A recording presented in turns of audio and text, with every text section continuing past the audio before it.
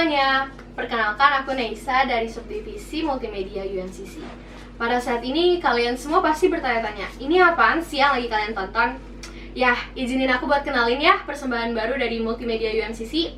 Ini adalah You Talk. Jadi welcome to You Talk or UMCC Talks to You. Di episode pertama di sini aku nggak sendirian. Aku udah ajak teman aku buat meramaikan You Talk. Mungkin boleh langsung perkenalan dulu aja, bro. Ya, mungkin halo semuanya para penonton UMCC atau You Talks. Kenalin, aku Ade Bebriana, aku dari LPM Kertaksara dan aku mahasiswa aktif Fakultas Hukum Universitas Udayana. Mungkin itu sih. Oke, makasih Kak Ade. Kak Ade, kira-kira tadi OTW kesini berapa lama, Kak? Mungkin 30 menit ya. Wah, 30 menit. gini nih teman-teman, effort dari LPM Kertaksara buat hadir di You Talk pertama kali ya. Makasih loh Kak Ade. Aku juga yang masih banyak nih. Ya. Kertaksara. Pada saat ini mungkin teman-teman bertanya-tanya, UMCC sama LPM Kertaksara bergabung di You Talk mau bahas apa ya? Dari Kak Ade sendiri pasti udah mempersiapkan sesuatu yang untuk di-sharing ke penonton You Talk kan? Iya, mungkin sesuatu ini bersifat gimana perjalanan aku secara catatan sejarah gitu. Bagaimana aku berjalan terkait dengan pengalamanku di bidang pers kayak gitu. Mungkin itu sih yang bisa aku sharing ke depannya gitu. Makasih Kak Ade, menarik kan teman-teman? Jadi stay tune terus ya. So the way disobar, kita masuk yuk ke pembahasan kita sedikit demi sedikit. Tadi kan Kak Ade udah mention nih, kalau Kak Ade berkembang di pers mahasiswa. Boleh nggak ceritain pengalaman Kak Ade gimana sih rasanya dari mahasiswa biasa yang mungkin belum aktif berorganisasi, tapi sekarang udah jadi fungsionaris di LPM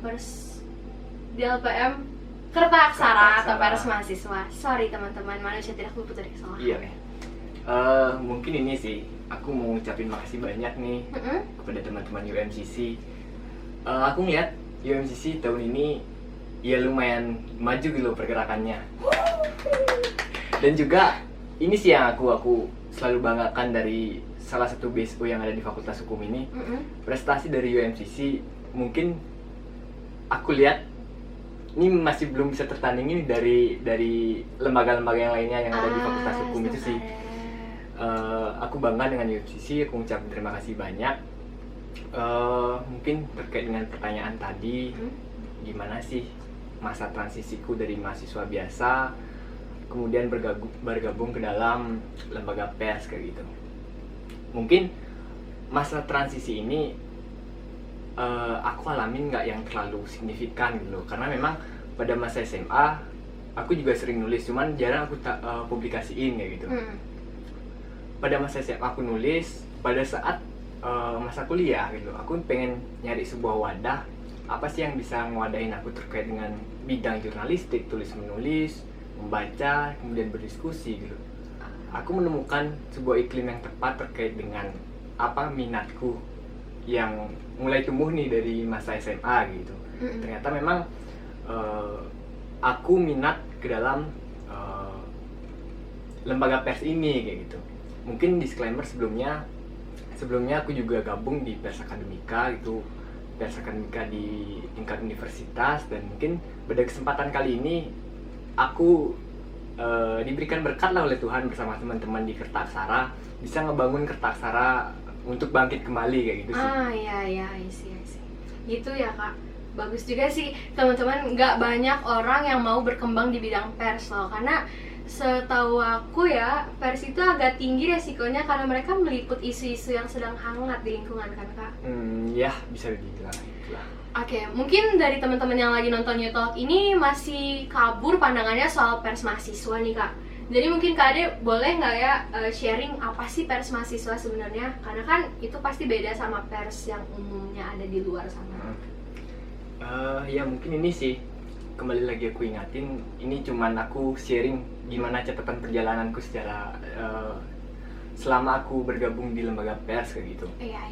Mungkin tadi pertanyaan tentang apa sih pers mahasiswa, supaya penonton You Talk bisa paham dulu nih konsep awal pers mahasiswa.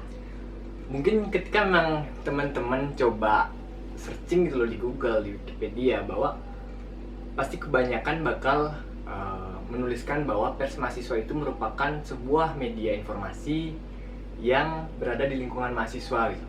Cuman kalau dari kami di teman-teman Kertaksara, kami menilai bahwa pers mahasiswa itu lebih daripada itu gitu.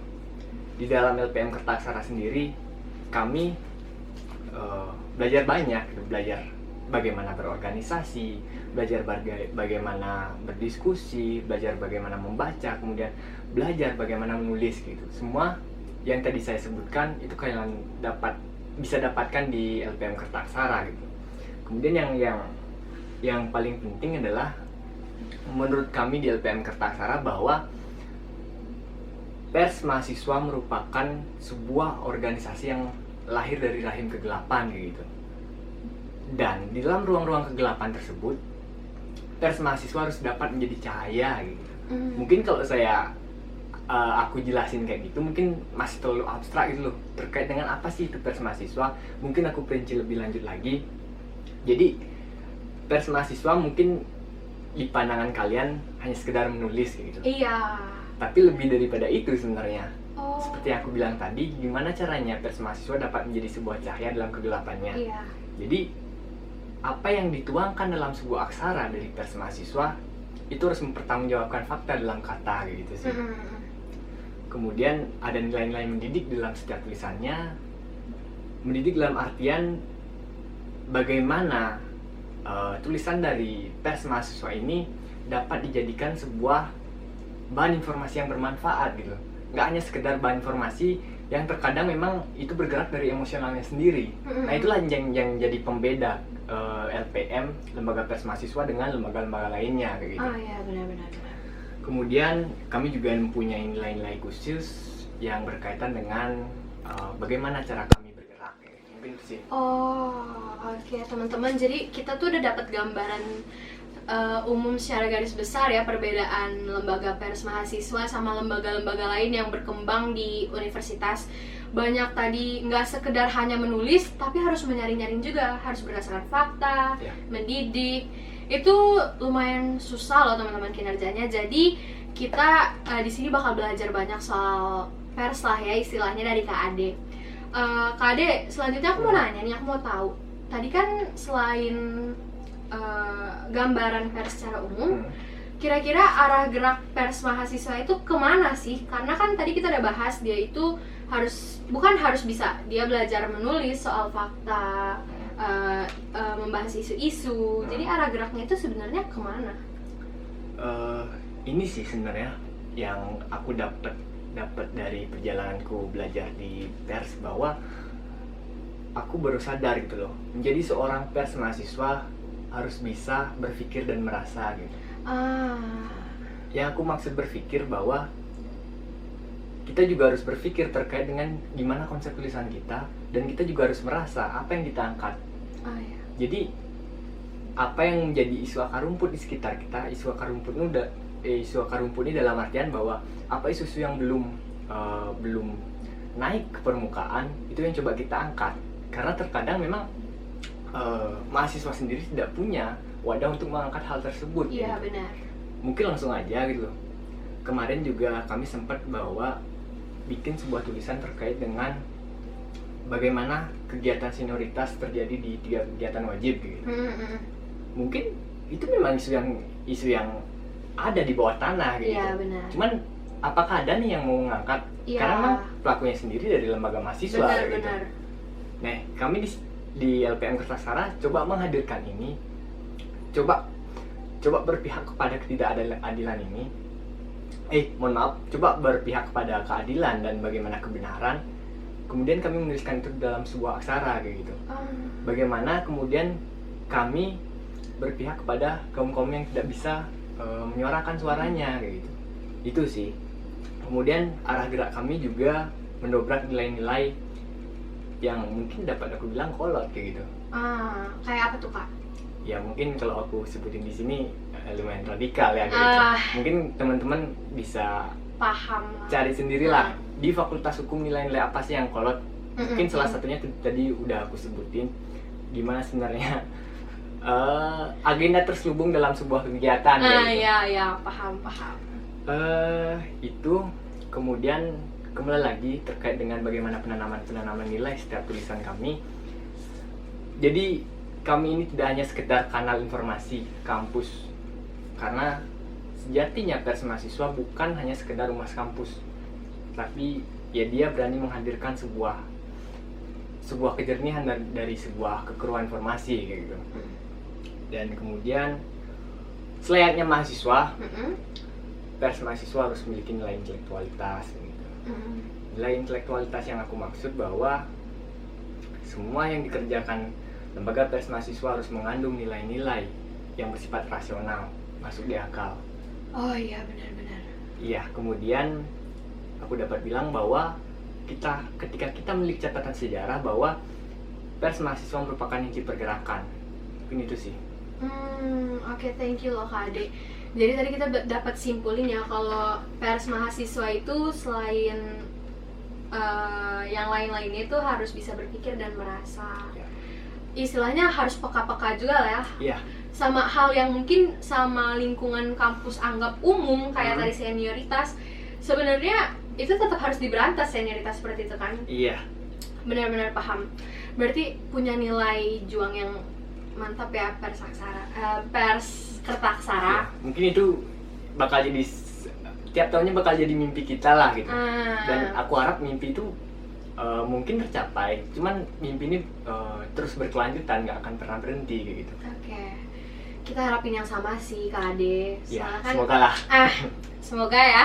Semoga udah terbit di YouTube juga, kemampuannya bisa terwujud juga ya mimpinya karena udah terbit. Ya. Doain ya teman-teman. Kita doain bersama ya. Terus selanjutnya gini Kak Ade. Dengar-dengar dulu tuh pers mahasiswa punya peran sebagai inisiator. Inisiator pergerakan mahasiswa, yang mana kalau ada konflik atau ada permasalahan atau ada intervensi, pasti pers mahasiswa itu bakal cepet dia langsung meliput, langsung bergerak, lalu selanjutnya eksekutif mengikuti setelah pers mahasiswa sudah mematik lah istilahnya. Apakah sampai sekarang masih kayak gitu? Masih sebagai inisiator atau bagaimana sih iklimnya pers mahasiswa itu?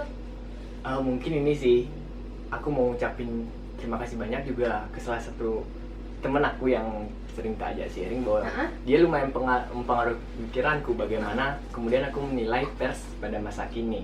Kembali lagi, pers Kertaksara ini bukan sebuah lembaga pers yang superior, cuman kami coba untuk belajar bagaimana berdinamika dalam sebuah lembaga pers gitu. Cuman kalau dari aku pribadi menilai bahwa memang benar ketika kita melihat catatan sejarah bahwa lembaga pers mahasiswa ini merupakan sebuah inti pergerakan kayak gitu. Bahkan ketika kita lihat catatan sejarah di tahun 98 di masa peralihan, itu merupakan peran pers mahasiswa lumayan dominan di sana. Ketika memang Presiden Soeharto ditumbangkan gitu, di sana peran pers mahasiswa lumayan banyak. Mungkin ketika kita coba kembali lagi ke sejarah, mungkin lumayan bosan ya teman-temannya. Mungkin di sini aku agak coba sedikit menuangkan apa nilaiku terkait dengan gimana pers mahasiswa sekarang gitu. Yang pertama, mungkin aku menilai bahwa pers mahasiswa sekarang udah lumayan kehilangan jati dirinya nih.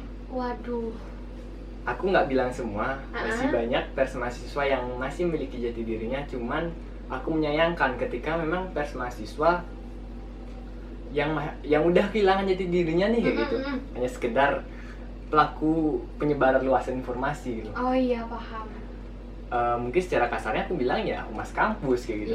Itu yang lumayan aku sayangkan gitu.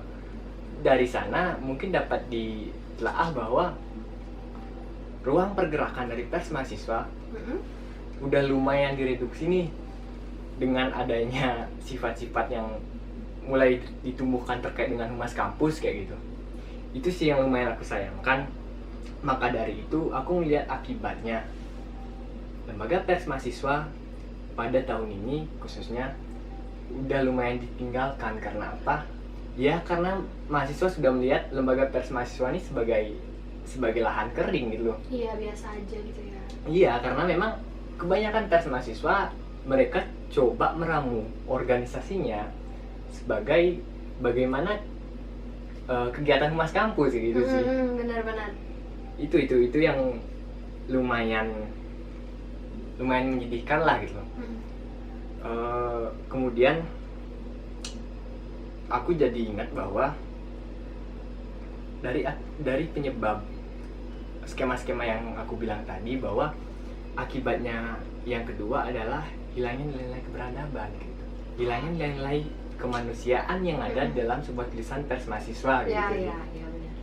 Itu sih yang mungkin dapat aku nilai. Mungkin sekali lagi teman-teman, itu hanya subjektivitas aku pribadi. Itu penilaianku, mungkin penilaian teman-teman mungkin beda. Itu sih. Menarik banget sih Kak Ade. Soalnya ya, kembali tadi ke pembahasan kita di awal kan, pers mahasiswa itu bukan hanya menulis. Sedangkan kalau tadi kita bahas yang baru-baru ini, banyak yang kehilangan jati dirinya, itu sangat disayangkan. Saya paham sih perasaan Kak Ade. Tapi kita mengharapkan Kerta Aksara tidak seperti pers mahasiswa pada umumnya ya. Kita mengharapkan. Oh iya Kak Ade, tadi Kak Ade ada menyinggung soal nilai-nilai dari pers mahasiswa. Boleh nggak sih sharing kira-kira ke teman-teman kita? Mungkin ini sih nilai-nilai yang coba aku ramu selama aku berjalan di pers mahasiswa. Tapi sebelum ke sana, ada hal menarik yang pernah aku baca di dalam sebuah terbitan LPM Kerta Aksara. Kalau nggak salah itu di tahun 2011. Wah, 2011? 2011. Apa tuh Kak? Itu kalau nggak salah yang bilang bahwa yang bilang salah satu dari pimpinan lembaga mahasiswa di Fakultas Hukum Universitas Udayana. Dia bilang bahwa berorganisasi itu seperti merawat bumi dan 5 elemennya. Nah ini nih lumayan menarik nih. Dia bilang bahwa elemen yang harus diterapkan dalam organisasi yaitu air, api, udara, tanah, dan langit. Ini kayak eng nih jadinya. Apa kan? Ini kalau dari air, dia bilang bahwasannya air ini merupakan sebuah simbol perjuangan. Jadi perjuangan itu nggak bakal surut, itu harus terus mengalir kayak gitu. Iya, benar-benar. Kemudian api dia bilang bahwasannya api ini simbol sebuah perubahan. Karena api yang dapat merubah. Meskipun terkesan api ini sebuah perubahan yang buruk, cuman bagaimana kita mengembangkan api ini menjadi sebuah api suci. Itu. Kemudian yang ketiga itu ada tanah. Tanah ini simbol pengabdian. Bagaimana kita ingat dengan Ibu Pertiwi, bagaimana kita ingat dengan masyarakat pribumi. Itu. Yang kemudian yang keempat itu ada udara. Udara ini simbol pergerakan. Udara ini simbol pergerakan. Jadi bagaimana kita bergerak seperti kuatnya angin atau udara bergerak gitu loh. Kebayang. Kemudian langit ini merupakan sebuah simbol cita-cita, di mana kita ya seperti kebanyakan orang sih, kita harus bercita-cita setinggi langit begitu. Mungkin itu sih yang coba aku terapkan juga, bagaimana aku menjalankan divisi redaksi di LPM Kerta Aksara. Itu lumayan nilai-nilai yang lumayan aku cukup adopsi lah dalam tubuh redaksi. Kemudian ketika memang kita berbicara masalah nilai-nilai dari pers mahasiswa, itu aku ada meramu beberapa hal sih. Yang pertama itu nilai kemanusiaan. Nilai kemanusiaan ini merupakan sebuah nilai yang tertinggi karena kenapa?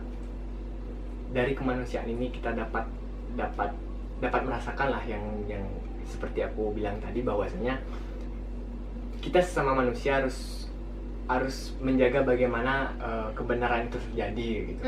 Benar. Bahwa kaum yang termarginalkan itu harus kita suarakan pendapatnya, karena mereka juga mempunyai hak kayak gitu. Kemudian kemerdekaan aku dapat juga sebuah slogan cantik dari salah satu lembaga di UNUD, itu merdeka sejak dalam pikiran dan perbuatan kayak gitu. Jadi nilai jadi nilai yang harus kita tanamkan dalam pers mahasiswa ya kita harus merdeka sejak dalam pikiran, kemudian kita harus merdeka dalam perbuatan. Jadi tidak ada intervensi dari luar kayak gitu. Kemudian yang ketiga independence. Independence di sini mungkin teman-teman bakal kaget ketika memang aku bilang bahwa pers mahasiswa itu berpihak kayak gitu. Karena kebanyakan orang bilang bahwa pers itu tidak boleh berpihak. Kalau kami di LPM Kerta Aksara itu menyatakan bahwa LPM harus berpihak. Berpihak kemana? Berpihak kepada kaum yang termarginalkan, berpihak kepada bagaimana fakta dalam sebuah keadaan sosiologis kayak gitu. Benar-benar. Itu sih yang coba aku ilhami juga di LPM Kerta Aksara. Kemudian selayaknya mahasiswa kita juga harus mengenyam nilai-nilai intelektualitas kayak gitu sih. Itu sih nih. Oh, berarti ada banyak ya nilai-nilai dari pers mahasiswa itu sendiri. Yoi. Cuman bagi aku yang paling menarik sih tadi soal, coba tebak, Apa tuh? independence. Independence. Itu agak sedikit menarik untuk aku pertanyakan lebih lanjut. Oke. Gimana sih maksudnya independence soal berpihak dan tidak berpihak Oke. di pers mahasiswa itu, Kak Ade? Seperti yang aku bilang tadi, kebanyakan orang menilai bahwa independence tuh nggak boleh berpihak, dalam artian netral gitu. Dan menurut kami di LPM Kertaksara, netralitas itu bukan sebuah dasar, tapi independence yang sebuah dasar kayak gitu. Jadi independence dalam artian pers mahasiswa adalah seperti yang aku bilang tadi, bahwa pers mahasiswa harus berpihak kepada fakta sosiologis, kemudian harus berpihak kepada kaum-kaum yang termarginalkan gitu. Dalam cakupan yang lebih sempit, bahwa pers mahasiswa harus berpihak kepada kebenaran. Iya. Mungkin itu. Kemudian dari independen ini kita dapat menemukan sebuah jati diri bahwasanya LPM Kertaksara merupakan sosial kontrol gitu. Iya. Ketika memang bagaimana pemerintahan dijalankan, baik pemerintahan secara nasional maupun pemerintahan secara lingkup fakultas, itu melenceng dari nilai-nilai kebenaran, ya di sana pers mahasiswa harus gerak kayak gitu. Di sana pers mahasiswa harus bersuara bahwa ini sebenarnya tidak benar kayak gitu. Bagaimana kemudian nilai-nilai tersebut dapat disuratkan lah dalam sebuah aksara kayak gitu. Sebenarnya ini sih nih yang mungkin aku perlu ceritain juga ya. Ya boleh dong, aku senang sih dengerinnya. Mungkin terkadang memang dari nilai-nilai yang tadi khususnya independence itu bermuara kepada pemberedelan gitu, pemberedelan dari LPM itu nggak jarang terjadi loh. Benar. Di Universitas di Jawa, aku pernah baca di artikelnya Tirto kalau nggak salah, aku lupa jumlah secara spesifiknya, cuman aku ingat bahwa dari 60 nih, aku bulatin aja, dari 60 LPM yang ada di Indonesia, 40-nya sudah pernah mengalami kekerasan kayak gitu. Dan aku coba telaah nih dari kekeruan tersebut bahwa kenapa dia bisa dibredel atau mendapatkan tindakan kekerasan gitu. Iya. Karena dia coba menyuarakan hal yang tidak sejalan dengan kepentingan yang berkuasa, dan di sanalah dia diancam dengan kekerasan kayak gitu. Dan itu yang lumayan aku sayangkan. Semoga sih di lingkungan Fakultas Hukum nggak ada hal yang seperti itu.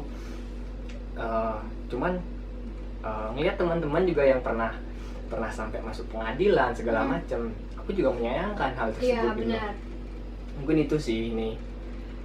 Balik kayak yang tadi aku bilang di awal ya, riskan sekali sebenarnya berkembang di pers mahasiswa itu. Ya cuman menyenangkan lah. Dan dikduk ya. Kan mengungkap fakta itu menyenangkan bagi mahasiswa ya. Tapi gini, aku punya pertanyaan deh Kak Ade. Kira-kira di dalam pers mahasiswa itu, dari yang tadi Kak Ade jelasin, kita tuh bisa ngeungkit atau membahas isu yang di kampus saja atau boleh isu nasional? Kalau lingkungan pers mahasiswa, aku pikir semua isu dapat dibahas. Mulai dari ini nih, mungkin aku dapat sharing ya. Aku bergabung di lembaga pers mahasiswa mungkin belum lama gitu, masih banyak yang senior. Cuman yang aku dapetin bahwa aku bergabung di sebuah lembaga pers mahasiswa, aku mendapatkan bagaimana bertemu dengan orang dari semua kalangan kayak gitu. Mulai dari petani, dari buruh, transpuan, bagaimana orang-orang difabel, kemudian bagaimana orang-orang pejabat itu juga aku temuin gitu. Segala macam bentuk manusia, mungkin nggak semua sih, berapa sifat-sifat manusia udah pernah aku temuin dengan media ini kayak gitu sih. Iya, dan berkembang di situ ya. Iya. Paham Kak Ade. Kalau gitu aku mau lanjut. Jadi kalau di pers Kertaksara sendiri nih, kalau misalnya ada intervensi atau ada konflik, gimana sih arah jalan keluar yang Kertaksara tempuh? Udah pernah belum sebelumnya? Atau punya gambaran lah kalau misalnya ada bakal gimana? Iya, mungkin sejauh ini syukurnya belum pernah gitu. Ada intervensi dari pihak manapun. Cuman yang aku yakinin ketika memang hal tersebut terjadi, aku masih punya sebuah bukti yang kuat nih itu terkait dengan bagaimana cara kita menulis gitu. Karena kita menulis selalu berdasarkan kode etik jurnalistik gitu. Itu yang kami jadikan sebuah dasar gitu. Makanya ketika memang kami mengalami intervensi bahwa ini loh jadikan sebuah dasar bahwa kode etik jurnalistik yang kami pegang gitu. Itu yang kami jadikan dasar dalam nulis gitu. Mungkin itu sih. Keren sih, keren. Jadi walaupun nanti ada intervensi juga nggak sembarang menyelesaikan lah ya. Benar. Terus Kak Ade, aku sebenarnya penasaran banget nih dari awal. Tadi tuh Kak Ade ada mention bangkit lagi LPM Kertaksara. Aku paham di semua universitas itu kan ada UKM Pers Mahasiswa lah ya. Kayak yang tadi Kak Ade join sebelum Kertaksara ada di lingkup universitas. Sekarang LPM Kertaksara tuh hadir lagi di FH Unut. Itu gimana ceritanya bisa ada lagi Kak? Dan kenapa dulu sempat vakum gitu? Mungkin boleh di-sharing supaya teman-teman juga bisa mengenal Kertaksara lagi bagi yang belum gitu. Mungkin setelah aku cerita nih sama sepuh Kertaksara ya, bisa aku bilang bahwa kenapa kemudian Kertaksara sempat vakum berapa kali gitu. Aku lupa jumlah tepatnya berapa kali, cuman itu lumayan sering gitu.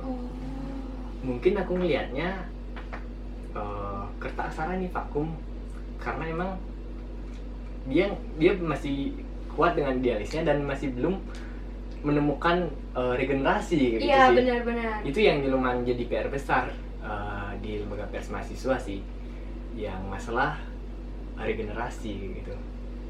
Mungkin kemudian lanjut kenapa bisa bangkit. Sebenarnya ini sih aku mau ucapin banyak terima kasih nih kepada pihak-pihak yang telah ngebantu kami untuk membangkitkan lembaga yang cukup tua ini. Pertama mungkin di tahun 2022 itu di pertengahan aku ngelihat bahwa iklim demokrasi ya khususnya ya di Fakultas Hukum cukup kering nih gitu. Gimana caranya? Itu pada saat itu aku sama Ngurah, gimana caranya bahwasannya kita coba membasahi iklim yang kering ini dengan keberadaan Kertaksara gitu. Karena bagaimana aku ngelihat emas nih di depan, ada emas di depan mata, bahwasanya ada lembaga yang mangkrak. Padahal itu dapat dijadikan sebuah lembaga yang sangat proper kayak gitu. Benar. Maka di sana aku coba nih bangun konsep berpikirnya sama Ngurah.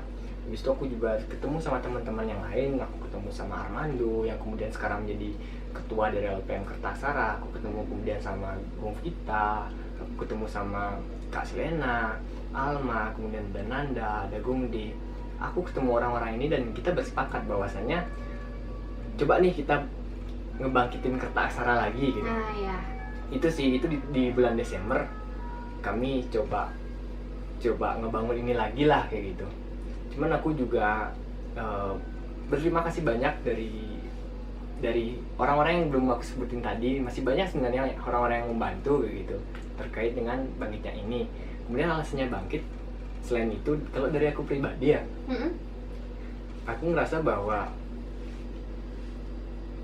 entah kenapa gitu loh, ada panggilan hati nurani bahwa kita harus coba nih deh, harus coba inilah istilahnya, coba ngembangin LPM Kertaksara ini jadi sebuah media yang baru di LPM Kertaksara, di Fakultas Hukum gitu.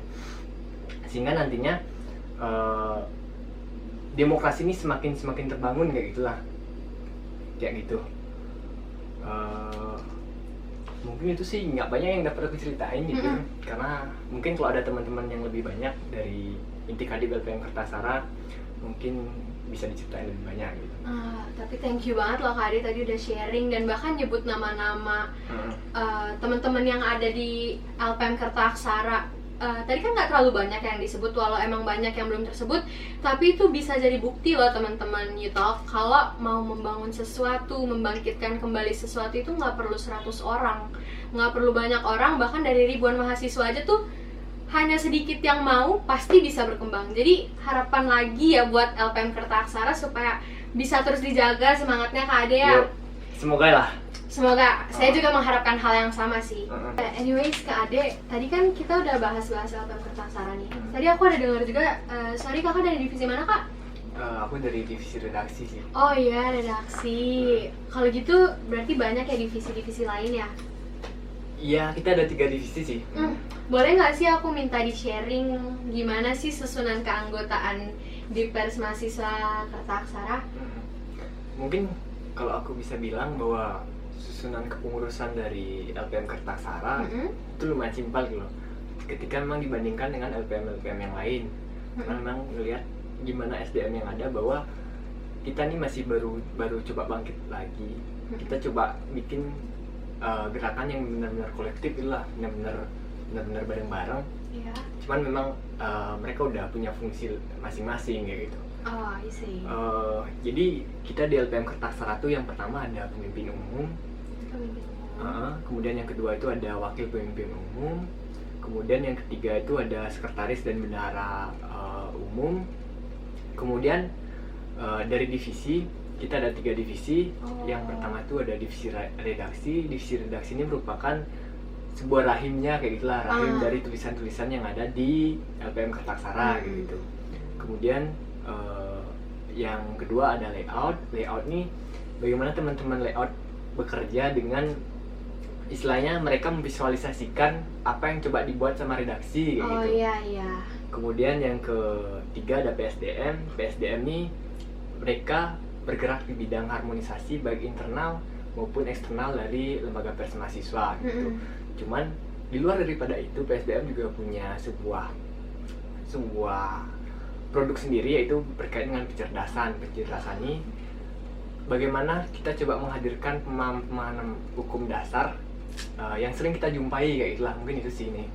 Oh, berarti secara keseluruhan ada 3 divisi ya? Iya. Hebat banget kan teman-teman, gimana divisi-divisi ini mau memperjuangkan suara mahasiswa yang belum tersuarakan. Keren Kak Ade. Tepuk tangan dulu lah, biar sedikit suasananya. Selanjutnya gini sih Kak, kan Kertaksara nih emang baru bangkit kembali ya. Apa aja sih yang udah diliput sama Kertaksara? Iya. Untuk masalah liputan, sebenarnya kita masih dikit sih teman-teman. Nggak apa-apa dong, Kak, kan proses ya. Nggak yang segemuk yang lain gitu. Di pengurusan ini kita kemarin coba ikut membersamai teman-teman mahasiswa berkaitan dengan bagaimana desas-desus nih yang dinyatakan bahwa di Universitas Udayana ada tindak pidana korupsi kayak gitu. Itu juga sempat kami melakukan liputan gitu. Kemudian yang kedua, kemarin udah terbit juga kami menulis bagaimana kemudian pimpinan dari lembaga mahasiswa Fakultas Hukum apa yang mereka bawa di tahun ini kayak gitu. Iya. Mungkin teman-teman bisa baca juga di kanal Instagram kita. Itu judulnya Suratan Nasar Pimpinan Lembaga Mahasiswa Fakultas Hukum kayak gitu. Langsung dicek teman-teman. Nah, itu lumayan menarik sih teman-teman. Mungkin ketika memang ada hal yang tidak sesuai dengan apa yang beliau ucapkan, mungkin kita kawal bareng-bareng sih teman-teman, karena di sana juga ada nilai-nilai kemanusiaannya kayak gitu. Kemudian yang lagi proses, kami juga menggarap terkait dengan survei tingkat kepuasan mahasiswa berkaitan dengan Universitas Udayana gitu. Oh, kepuasannya tuh dalam aspek apa nih Kak? Iya. Untuk masalah indikator, kita ada beberapa indikator sih. Yang pertama itu fasilitas, kemudian yang kedua itu berkaitan dengan tenaga pendidik, kemudian yang ketiga berkaitan dengan birokrasi, kemudian yang keempat itu berkaitan dengan sistem akademik gitu. Itu yang kami jadikan indikator seberapa puas sih mahasiswa di Universitas Udayana dengan kampusnya gitu. Itu ntar kemungkinan di up di bulan ini gitu. Kemudian kami juga ini sebenarnya lumayan menarik gitu loh untuk kita bahas. Bagaimana sih kehidupan dari transpuan kayak gitu. Kami juga mengangkat hal tersebut, gimana sih kehidupan dari transpuan kayak gitu. Itu itu yang aku bilang bahwa ini yang jadi menarik nih ketika kita hidup di LPM Kertaksara. Dari semua kalangan orang itu dapat kita jumpai kayak gitu sih. Wah, kita udah di spoiler beberapa yang masih on progress loh sama LPM Kertaksara teman-teman. Mungkin kita tungguin ya kan Ya. nanti liputannya. Siap kepoin ya teman-teman. Nah, jadi tadi teman-teman kita udah bahas banyak banget soal LPM Kertaksara, mulai dari pembahasan umum soal pers mahasiswa sampai pembahasan yang mendalam lagi soal Kertaksaranya Iya. ya. Apa aja yang udah diliput atau sedang diliput, jajaran fungsionarisnya. Kira-kira ada nggak Kak Ade punya pesan buat teman-teman di rumah? Ya Sampai kalau saya pesen selayaknya mahasiswa gitu loh. Cobalah kita untuk menulis, coba kita untuk membaca, coba kita untuk berdiskusi, dan semua itu mungkin teman-teman bisa dapatkan di Kertaksara gitu loh. Ya. Bisa didapatkan, cuman di luar dari Kertaksara mungkin kalian juga bisa mendapatkan gitu. Mungkin yang terakhir dari aku, ini salah satu kutipan yang menurut aku sangat unik gitu. Itu ada di lukisan salah satu gedung di Universitas Dayana yang menyatakan bahwa universitas tanpa pers mahasiswa bukan merupakan sebuah rumah yang bermartabat, tapi itu merupakan sebuah rumah yang biadab. Wih. Itu sih. Hebat banget, kutipan-kutipan Kak Ade tadi udah banyak banget loh, Yutalk. Kalau perhatiin ya. Terus Kak Ade, itu aja sih kira-kira pertanyaan aku. Cuman tadi aku mau mention apa ya, aku lupa. Saking menariknya pembicaraan kita, aku lupa mau bahas apa teman-teman. Tapi mungkin gini ya teman-teman, kan pers mahasiswa itu tadi udah bilang akan menyuarakan yang tidak tersuarakan untuk kita. Jadi kalau teman-teman mengalami hal yang sekiranya tidak adil bagi teman-teman Yutalk ataupun yang lainnya, tahulah harus ngubungin siapa. Yuk, kepoin kita di IG ya. Di IG apa? Kertaksara. Pers Kertaksara. Kertaksara. Oke teman-teman, itu aja sih kira-kira pembahasan kita untuk hari ini ya Kak Ade. Ya. Kita boleh salaman dulu lah, makasih ya udah hadir, Yuk. oke? Makasih banyak juga nih. Oke, sekian dari Yutalk. See you on the next episode.